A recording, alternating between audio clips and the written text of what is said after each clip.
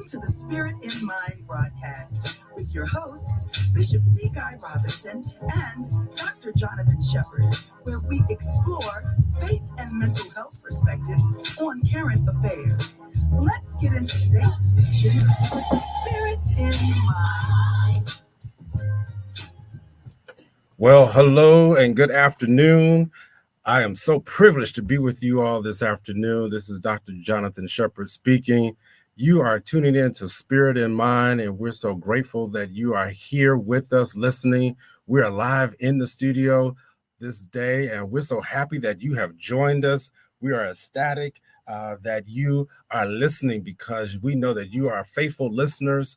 It amazes me literally every single week. I am running or bumping into someone who's letting me know, hey, Shep, I'm listening to Spirit in Mind. Thank you for the encouragement. Thank you for the wisdom. Thank you for the advice. Just thank you for the inspiration. And so thank you. I really can't say it enough. Thank you for being consistent listeners. I was even at one location and someone turned around and said, I've heard that voice before. Recognizing it from Spirit in Mind. And so I am privileged that our voices are being recognizable as people who are concerned about you, concerned about your mental wellness, concerned about you living the best life that God has appointed for you. Again, I'm Jonathan Shepherd, board certified child, adolescent, adult psychiatrist. I'm holding the fort down so that Bishop Robinson and I can continue to do what we do on the outside. And so thank you for connecting with us. I want to let you all know that Bishop C. Guy Robinson, who is our host and founder of this particular this show, he is not currently with us now, but let me tell you, he's listening, and I want him to know, Bishop Robinson, that we love you, sir. You can go and look up his various different ways to communicate with Bishop. Bishop has wonderful platforms. He is a preacher, he's a pastor, he's a father, he's a grandfather, he is a teacher, he's an author. He is all of those wonderful things. And so if you want to go check him out, you can go to CGR Ministries, CGR Ministries. You can check him out on YouTube. You can check him out on Facebook, on Instagram, CGR Ministries. And that way you can plug in and hear all the wonderful things that Bishop C. Guy Robinson has going on. And of course, I do have his book for those who are listening and following online. Yes, we are streaming live right now. I do have his book with me, and we'll be sharing a little bit even today from the book, The Soul Care Birthright. The Soul Care Birthright, a theology of mental health for ministerial practice. Now, I know that sounds a little technical, but let me tell you, if you haven't gotten the book, you need to get the book because it will help you as you continue in your striving to make sure that you and your congregation, and even if you're not a pastor, it definitely applies to you. If you even not a leader, it definitely applies to you because you want to be in a congregation, you want to be in a body of people where the people are informed and know how to be able to live their best lives, and not just live their best lives, live it with emotional and mental wellness. Bam, I know I said something there because we want to make sure that we are doing just that. And so again, please go ahead and thank you, man. People are logging on right now. Well, I hear you. Thank you. Thank you, Dr. Odell Montgomery Cooper, who I have partnered with and various other platforms. Thank you. And thank you, Sandra McCrae. Thank you, Cynthia Hackshaw. Come on, let me know that you're listening right now. You can even call into the radio station before I go into my ways in which you can communicate with me. You can call into the radio station 443-380-2803, 443-380-2803. And just let me know, hey, I'm supporting you, Shep. I know you're holding the fort down. Send me a little message. I'm checking on live stream too. Just let me know, hey, Shep, we're making sure that you're good. I am good. I'm feeling good today. And so make sure that you reach out to Bishop C. Guy Robinson. I also want you to reach out to me if you're in need of direct care services for you or your family, your child, adolescent, or even for your parent. I want to make sure that you know where to go if you live in the DMV area. I do perform services in both Maryland and in DC, but you want to be connected so that if you're in need, as you're listening to the various shows, if you're listening to this show today and you recognize that you need services, hit me up. You can go to my website, drjonathanshepard.com, and my admin team there. They will greatly be enthusiastic to serve and hear from you. I know I'm going to be happy to hear from you. And so just let us know how we can be of service to you. That is the crux and really the precipitating factor, if you would, of how we got to here, because we want to make sure that we are serving our community. That's what Spirit in Mind is about. So with that said, we're going to dive into our show. So thank you for those out there. You're still hitting me up online. I love it. I love it. I love it. So we're going to go ahead and dive on into our show today. I really want to talk about what's happening in current events. And as you know, we have been dealing with the subject matter of transitions. Our new season is about to begin here in September. And so last September, believe it or not, we started with that subject of transitions. And we literally went the whole year talking about transitions and moving into the new place at the calendar year 2024. When that began, we started talking about how to transition, how to live in the new place. And so one of the things that has been impressed upon me as I share with Bishop is just how when we move and transition, how we are still affected by the trauma that occurred in our lives or that may be occurring in our lives. And that's where I'm going to stick with today because I'm just so impressed by how many people really have been traumatized. We all have experienced trauma, honestly. Let's just be real here. We all have experienced trauma. And with that, we have to know how to be able to live through the trauma and be able to hopefully use that trauma for our good. We want to be able to grow from the things that we have experienced. And so what I'm going to do today is talk a little bit about some of the trauma, some of the things that have happened. We have embarked upon a new school year. I'm so excited about the new school year that has allows for our children to learn.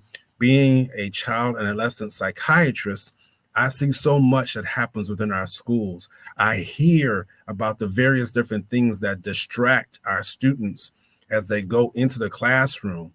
And as we know, this past week, we experienced tragedies within the classroom. If I was going to subtitle this particular show today, it probably would be Tragedies Within the Classroom, because this is such a concern of so many of our listeners, so many of our constituents who live in Maryland, really the United States of America.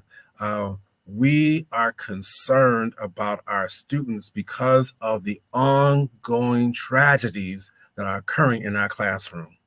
Man, I wish if I could get somebody. Thank you, Joseph Miller, for hitting me up. I really need some hearts. I need some thumbs up, or you know what I'm talking about. I need to feel you out there. That you know, even as you're driving, I can feel that vibe as I talk a lot about now in my sessions.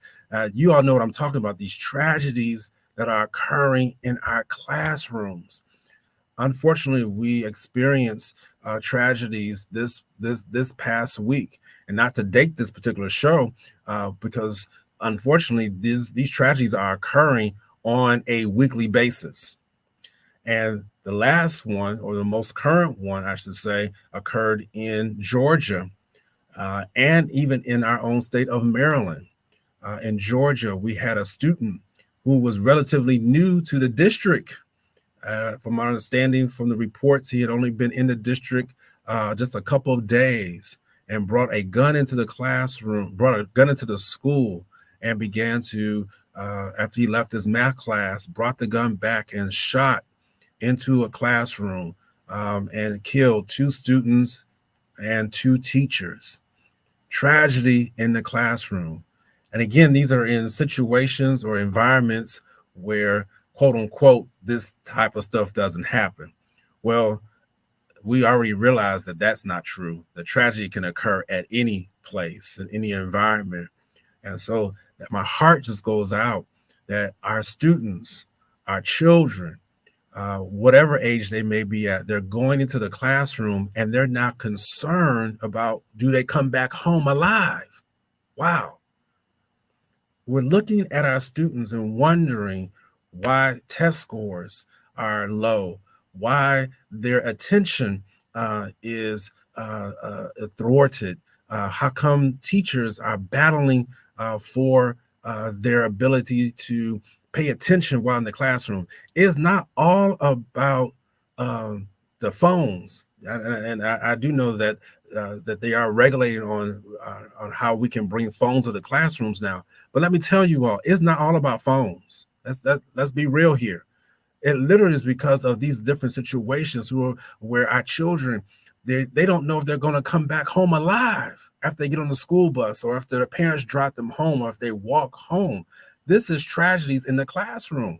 And so thank you, Rose Carlisle. Wow, Georgia high school mom here. Wow, I feel for you. Yes. And thank you, Dr. Cooper.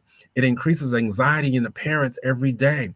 And that's what we're dealing with this increased anxiety in our communities. The trauma that has been occurring is literally rising the level of anxiety within our classrooms. And this is where Bishop Robinson and I have been dedicated to say, we must provide some relief. We must provide some help. We want to be here to help us in reducing that anxiety. So again, my heart goes out to those in Georgia. We had an incident in Maryland, in Joppatown High School, where again, the student brought a gun, fighting in the bathroom. Now I know about those fights. I was not a fighter in high school. All right. I want nobody come up and try to tap me on the shoulder and get ready to try to fight me, anything like that. But I know about those fights. I'll leave it alone at that. And typically fights did break out in bathrooms or any places where there wasn't normally a large amount of people. And so thank you, Jonathan Williams. That's a good name. He's letting me know that he's listening. I think he might be still in Chicago. Thank you. And so we'll have a fight in the bathroom. We'll tell people to meet us in the bathroom. But in this particular case, the guy brought the gun to the bathroom and killed another peer. And I don't think he had been in that particular in that school district a week also. So isn't that interesting? There's a correlation there, that both of the perpetrators were people who were new to the environment. Wow, I'm kind of getting a download from heaven on that one. That's something that speaks to when a person is walking into an environment that is new, who is carrying old trauma or old traumatic experiences and not knowing how to handle when they get into the new environment. Wow. I hope you all are hearing me on that as I'm beginning to digest that myself, as I'm listening and reading the feedback here. We must understand that even as we look at the tragedies within the classroom, that each student, as they come in with these experiences. Some of them had tragedies as they left their home. They may have been a part of or witnessing domestic violence. They might have been witnessing where their parents were strung out. I've had situations where literally they say, Dr. Shepherd, I had to make sure that my mom was put to bed because she was drunk all night. She was overdosing on fentanyl or heroin. I mean, they don't say those particular words. I'm just using the correct terms. But yeah, they were popping pills, and literally some of the adolescents that I work with, they're having to parent the parent, and these traumas are walking into our classrooms. And it's breaking my heart. And so that's where I wanted to discuss today is how do we work through, again, these traumas that are occurring on a weekly basis, it seems like, in our country. And so, setting up that stage, we should recognize what the effects of trauma look like. um, yeah, we gotta remember, what does trauma look like? And trauma for a person does not look like the next person sitting next to you. Trauma appears different on people. How I experience a trauma does not mean that that person who even lives in my same house or has my same last name will experience the trauma. And so we have to be careful that we don't discourage people and tell them, well, you should just get over it, or you should be okay. That wasn't that bad. It wasn't as bad as what I went through. No, we on this show, we pass no judgment. We're not here to sit here and classify how bad something was or tell you should be able to get over it right away. No, no, no, we will not do that here. Even as you're driving, even as you're listening, even as you're sitting in your home, even as you're walking into the mall, for those who got it on their AirPods and things like that, I want you just to stop for a minute and think about the traumas that have occurred in your life, the things that you know that, wow, I wish it would have happened a different way. And then put yourself in those same situations or same shoes, if you would, as those parents now who in Georgia must now bury their their two children, or even the teachers and how their families are now affected by this. I really pray for the school. I'm not sure even how the students can go back into the classroom to learn. That is an effect of trauma. And I'm so glad I'm staying right there and I'm watching my time, because I do plan to deal with some of the treatment of trauma today. But one of the things that I really want to hit on is, how do you expect someone to walk back into an environment, into a space where they have been traumatized, and think they're going to be okay? That doesn't make sense. I had the personal privilege to go up to Buffalo to the Top supermarket in 2022, after that white gentleman purposely went into the supermarket to kill Black people. Let's be clear about that. I say that confidently, as we have been able to see the various videos that he posted online. All right, enough on that. But he went in there to kill Black people. And 60 days after that massacre, I was up there when the mayor was getting ready to reopen that supermarket. And as I stood outside the gate, because they actually had a fence around the Top supermarket, as I stood outside the gate, I didn't want to go into where the officials were, even though I was invited in. I wanted to go to where the people were at. I stood out there and I felt the anger, I felt the fear, I felt the bitterness, because the people were saying, how do you expect for me to go back into a place where I witnessed a murder, where I witnessed a massacre, where I witnessed that lives were taken unnecessarily? Wow. And as I sat there and talked with some of them, my heart just was just overwhelmed and bled for them, because I could feel the trauma, even though I was not there 60 days earlier when it actually occurred. I could still, even when I stepped on that property, I'm not sure if anybody else out there could ever imagine what I'm feeling or ever felt like that. When you walk into a place where a trauma has occurred, it's almost like something overwhelms. Like you feel a sense of death, like of guilt, even too, because you're looking like, why did this have to happen? Like, this should not have happened. And so I pray for those students who are going back into the classroom, whether it be at Joppatown High School in Hartford County, Maryland, or if it's the high school in Georgia. I pray for those parents. I pray for those students, because they literally have to go back into an environment where the trauma occurred. Trauma occurs even within a church. Let me go there. I go there confidently. A trauma can happen even within the four walls of a church body, where we as leaders have to be aware that people are scared at times to walk back into a church building, not because they're not trying to hear the gospel, but because they were traumatized while they were there. And so that's why I love Bishop C.I. Robinson. That's why I love this show, because we deal with these issues. And in this book, we talk about how to be able to handle a person who's been traumatized.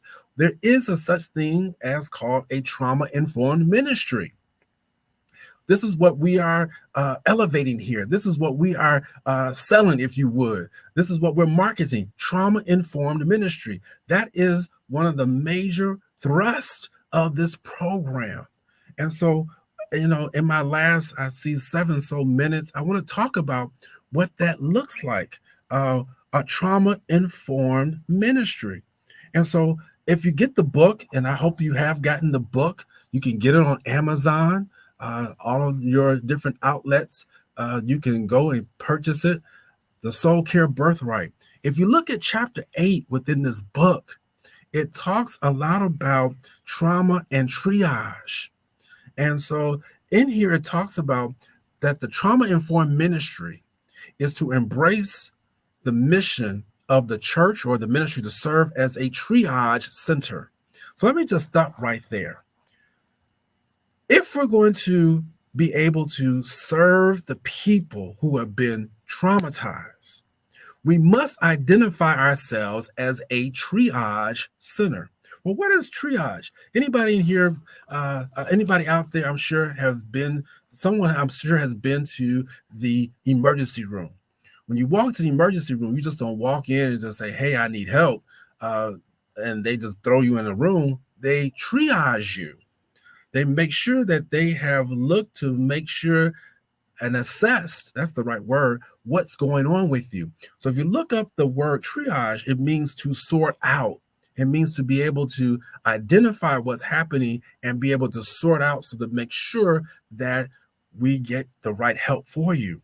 And let me tell you, a trauma-informed ministry within a church or religious organization is such a benefit, because it allows for you to take the time to sort out and be able to assess and evaluate how we can better help and equip those persons walking in.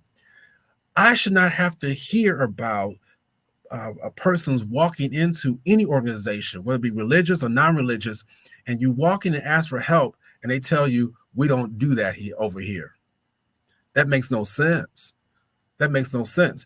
For those students who walk back into the high school in Georgia, who walk back into that high school in Joppatown, if I am going to be able to supply the care that is needed, then we need to make sure that even if that's not my area of expertise, I need to be able to function as a triage center and have some resources to be able to sort out and be able to say, hey, this goes in bucket A, this goes in bucket B, this goes in bucket C. But I'm not turning down the bucket and telling them to go somewhere else to look for help. I want to make that point clear, that even if you are a smaller ministry, even if you are a smaller school, even if you're a smaller or quaint organization, it still has to be some form of triage where we embrace that role. And I want to encourage people to do that, because when people walk into my office, I don't ask them, well, why are you here? I can't help you. No, I ask them, what can I do to help you? What can I do to serve you? What can I do to help with this particular situation that you have going on? And let me tell you, it's been so interesting over the last few months as people have walked into my office. And I'm talking about people who are of a noted status, who have various means. They can go anywhere. They can get any type of resource. And it blows my mind just to hear the similarities of what's happening between them and other people who may not have as much means, which tells me that when people need help, it's not about your status. It's not about your pedigree. It's not even about who you're connected to. It's about what can I do to help you. Thank you, Cynthia Hackshaw. Man, I'm loving these comments on here. Wow, wow, wow. Thank you, Bridget Worthing. I just want to comments that are being made here. And for those who are watching online, you can see some of those comments. I don't want to necessarily put all of that on radio, but thank you for sharing these comments because it's special, it's sensitive information. Yeah, some things have happened within some of our churches. Thank you, Cynthia. Thank you, Joseph, for making sure that we put the responsibility at the right people. We have to make sure that we are voting, that we are making sure that we make our voices known for the causes that we strive for. We dare not get into political talk. I mean, they'll ban me from radio, but I want to make sure that we know that our voices are heard. All right. That's not the point of this show, to endorse people. We want to make sure our voices are heard and that we make sure that we are well and that the people who we put into office are ones who hold up our values. So thank you. I appreciate that comment, Joseph. So in my last couple of moments here, so we want to make sure that we are serving as a triage center. We want to make sure that we are sorting out. We want to make sure that we have some of those resources. How do you get some of those resources? Reach out to us. You can reach out to various things online. This is actually, September is actually Suicide Prevention Awareness Month. This is a wonderful time to learn about 988. 988. Actually, Tuesday, I'm sorry, I take that back. Tomorrow, which is September 8th, I am dating the show here, but for a reason, because 988 Day is tomorrow. And you can call 988 throughout the country and get help if you are having suicidal thoughts, if that trauma has been so impactful on you that you want to take your own life. But then this coming week is International Suicide Awareness Day. That's Tuesday, September 10th. So I don't mind dating the show because we want to make sure that we have the tools that we need to be able to help. I'm looking at our time here. Let me wrap up just a couple of things here before we end out the show. I want to make sure that people understand that we should be praying for our students. Trauma-informed ministry, because of the tragedies that are occurring within our schools, are real. And so we should be praying. Parents, pray for your students. Pray for your children.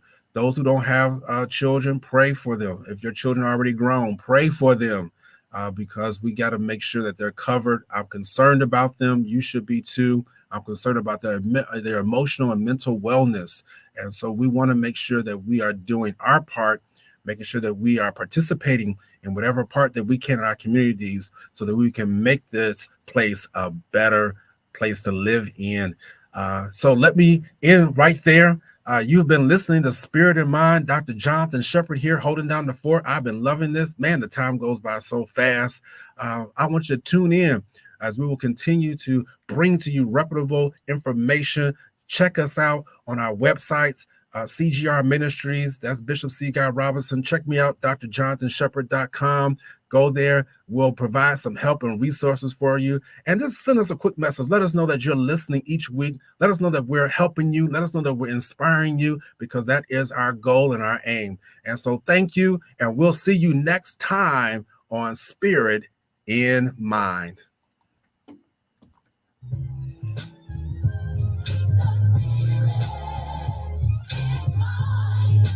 Don't forget to follow us on social media. We're on Facebook at Spirit in Mind, and we're also on Instagram at Spirit in Mind Live. Join us next time for a new episode of Spirit in Mind.